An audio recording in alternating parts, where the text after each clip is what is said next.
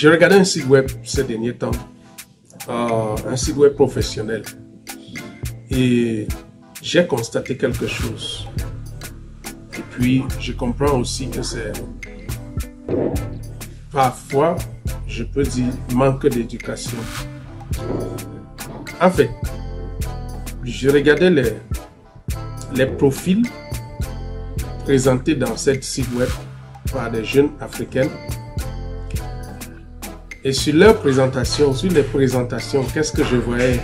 Diplômé 1, titulaire 1, diplômé 1, titulaire 2. Donc, sur leur présentation, ils mettaient beaucoup plus leur diplôme que leur savoir-faire. Alors, ils oublient que dans le monde professionnel, ce n'est pas les diplômes qui comptent, c'est le savoir-faire. C'est ce que tu peux faire qui compte. Dans cet instant de vérité, nous allons vous donner les astuces de comment vous pouvez vous présenter, que ce soit en ligne ou même offline. Parce que la présentation ne se fait pas seulement en ligne, la présentation se fait aussi offline. Restez jusqu'à la fin pour découvrir comment prochainement vous pouvez vous présenter, que ce soit dans tous les domaines.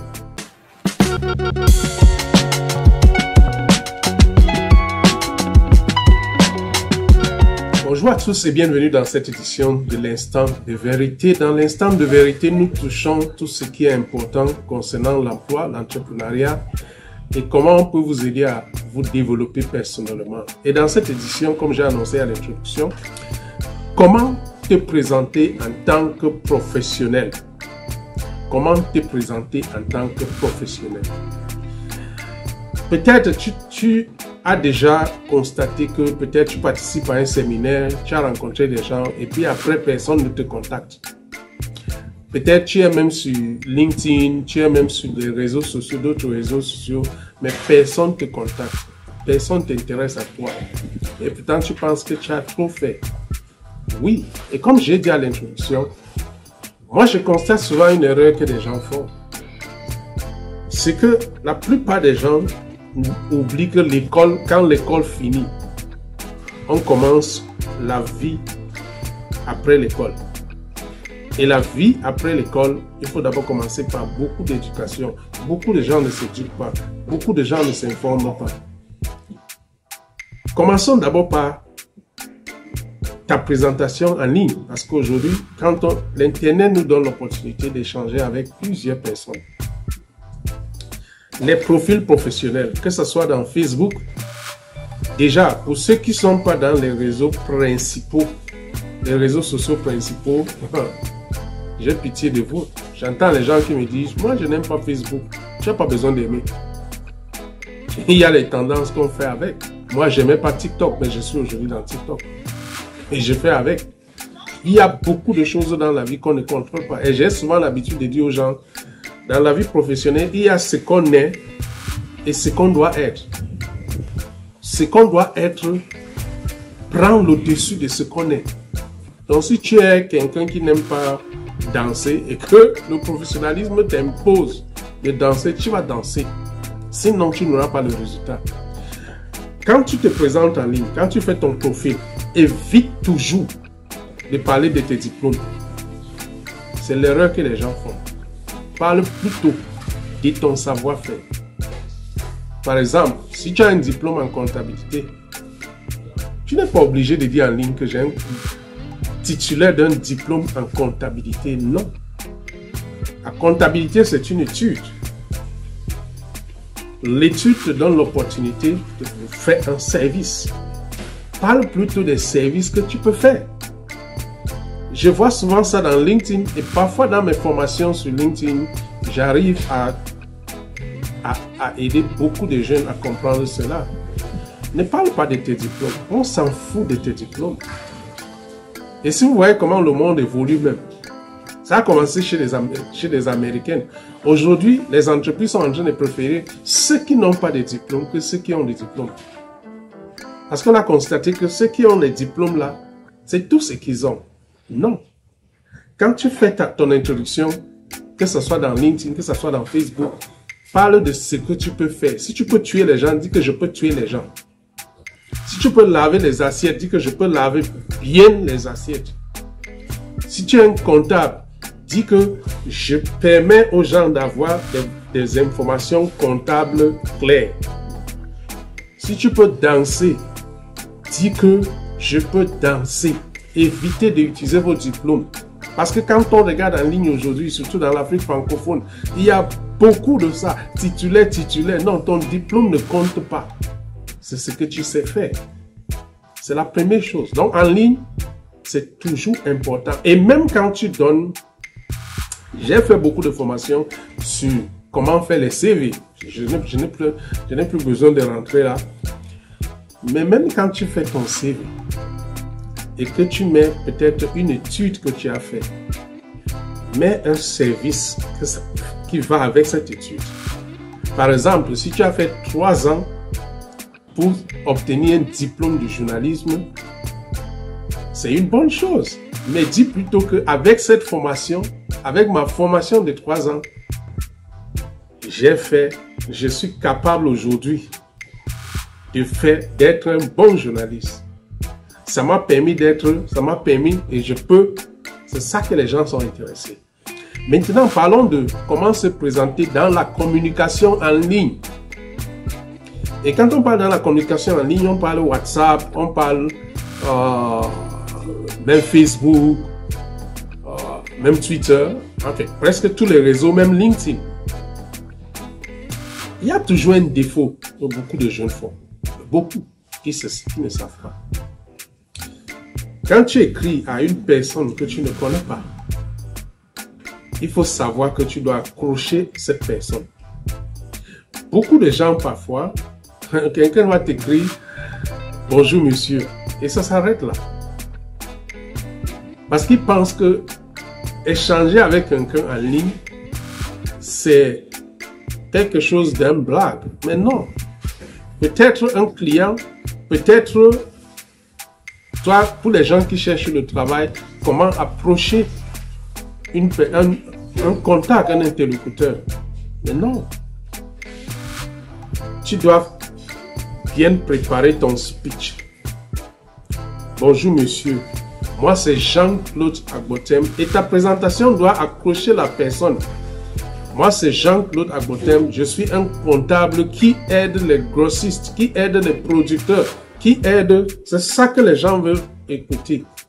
Ne va pas seulement dire bonjour monsieur, puis tu attends que le monsieur réponde. Non, tu as échoué. Et beaucoup de jeunes font ça. Et moi je dis, ceux jeunes qui font ça pensent que, parce que bon, on est aujourd'hui dans un monde où les jeunes pensent qu'ils connaissent beaucoup, mais c'est faux. Donc quand tu dis bonjour monsieur, va directement sur ton accroche qui doit être présenté. Si c'est quelqu'un que tu veux lui proposer des services de comment laver les habits, va directement.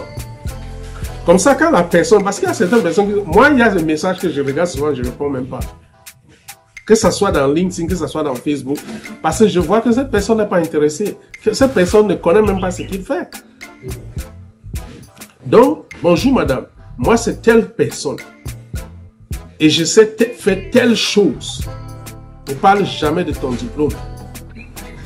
Ton diplôme ne compte pas dans le monde hors du travail. Ça, c'est les 2 aspects de présentation. Que ce soit en ligne, que ce soit sur les réseaux sociaux et aussi les communications directes. Et quand tu fais ça, sois aussi capable d'interagir avec la personne. Parce que quand tu as lancé la balle, sache que la personne peut accueillir la balle et te renvoyer. Et c'est ça qui est aussi très important. Quand il te renvoie, est-ce que tu accueilles bien? Beaucoup de gens ne savent pas que la communication est une obligation pour t'en sortir. Surtout ceux qui sont dans la vente.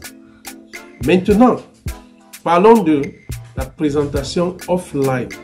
Parce que la vie, c'est pas seulement sur les réseaux sociaux. La vie aussi, c'est partout. Ça commence d'abord par nos familles. J'ai souvent l'habitude de dire que dans nos familles, on ne connaît même pas ce que nous sommes. J'ai un ami, il est banquier. Et un jour, je lui ai demandé, on te connaît comment dans ta famille? Donc, il m'a dit, mais on sait que je suis banquier, mais c'est faux. Banquier ne dit pas le service que tu fais. Et parfois, quand tu te présentes mal, tu ne connectes pas avec les gens. Si tu dis à quelqu'un, je suis banquier, tu peux penser, parce que nous sommes aujourd'hui dans un monde où les gens travaillent dans un... Ils pensent que tout le monde connaît, mais non. Mais dis-lui, je travaille à la banque et je peux te permettre à créer ton compte. Je peux t'assister à gérer ton compte bancaire. Je peux. Là, la personne connecte facilement. Peut-être, il peut avoir besoin de ton service aujourd'hui ou demain. Ou bien peut-être quelqu'un peut avoir besoin. Quelqu'un peut dire, mais écoute, je vais créer un compte bancaire. Il dit, ah oui, je connais mon frère qui peut te faire ça. C'est facile. Donc, tu dois savoir bien te présenter dans ta famille. Maintenant, ce qui est souvent dans les trucs off, par exemple, quand on se rencontre dans les séminaires et tout, c'est que tu rencontres le gars. J'ai eu ça quand je venais d'arriver à Cotonou, au Bénin. Pour ceux qui savent pas, je suis au Bénin. Et puis tu rencontres les gars dans les séminaires, dans les forats. Le gars commence par, je suis expert en marketing. En fait, il pense que sa présentation est là pour te dominer. Pour faire le Java, comme on dit au Cameroun. Non. Tu dois te présenter avec l'humilité. Je suis expert. Je suis les gros mots inutiles qui ne te permettent pas. Ta présentation n'est pas là pour impressionner la personne qui t'écoute. Ta présentation est là pour le marketing. Et le marketing, on ne cherche pas à impressionner. On cherche à convaincre. Et dans la communication, tu communiques avec le langage de la personne, de ton interlocuteur, pas toi. Si, par exemple, comme vous savez, j'ai aussi les liens avec le Nigeria. Au Nigeria, nous, on parle l'anglais, ok? Mais le pidgin est beaucoup parlé. En fait, le pidgin, c'est ce que tout le monde parle. Que ce soit ceux qui ont fait l'école ou pas. J'ai fait des formations où j'ai utilisé le pidgin. Je n'utilise pas l'anglais. Parce que si j'utilise l'anglais, les gens ne vont pas bien me comprendre. C'est ça la communication. Parce que le milieu où je me retrouve, imaginez par exemple, vous allez dans un village où les gens ne comprennent pas bien l'anglais. Pour ceux qui connaissent, l'anglais c'est beaucoup pour ceux qui ont fréquenté mais le pidgin c'est pour tout le monde. Donc quand tu veux te présenter, utilise la manière que l'autre peut comprendre. Au lieu de dire je suis expert en, qui va même le troubler la tête, dis plutôt je fais ceci. Au lieu de dire je suis directeur d'une, dis plutôt je suis ceci, je fais ceci. Ça permet facilement aux gens de te connecter à toi et de t'identifier à toi. Et si tu commences par des gros mots, je suis expert en technologie moderne, dis plutôt, je suis la personne que si ton ordinateur est en panne, tu peux l'appeler. Je suis la personne que si tu veux faire quelque chose à la banque, tu peux m'appeler.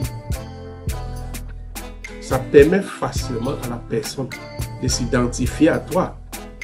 Et te dit même, pouvez-vous me donner votre numéro? Moi, ça fait depuis presque 10 ans, j'utilise rarement les cartes de visite. Vous voyez les gens qui arrivent dans les forats, dans les séminaires, ils partagent les cartes de visite comme les bouts de pain. Il y a même les gens que dès que tu entres dans son bureau, la première chose qu'il fait, c'est de te donner sa carte de visite. Moi, je ne fais jamais ça. Mais j'ai autant de personnes qui me contactent. Parce que c'est ça le personal branding. Le personal branding aussi est très important. Savoir comment se communiquer. Communique à fonction de ce que tu fais, pas ce que tu es. Parce que ce que tu es ne compte pas. Si tu as un PhD, si tu as un master, ça ne dit rien aux gens. Les gens sont intéressés par ce que toi tu peux faire. Donc, communique, fais ta présentation sur cette ligne-là. Quand tu pars dans les séminaires, dis aux gens, je fais ceci. Par exemple, si dans ton entreprise, peut-être vous faites les jus, va directement. C'est là qui peut faire que les gens s'accrochent à toi. Et après cela, ils peuvent être intéressés. Alors, chers amis, c'est ce qu'on avait prévu pour vous ce jour. Si vous vous souvenez, j'avais dit cette année 2025, nous allons faire au moins 4 vidéos chaque semaine. Et nous sommes en train de se battre. Si c'est la première fois de tomber sur nos vidéos, abonne-toi et pour que ensemble, on continue à partager nos astuces. Nous disons aussi merci à tous ceux qui nous envoient des questions. Continuez à envoyer vos questions et nous prenons l'engagement que nous allons toucher cela. Mais rappelez-vous, la communication est un art. Et comme tout art, ça s'apprend. Shalom.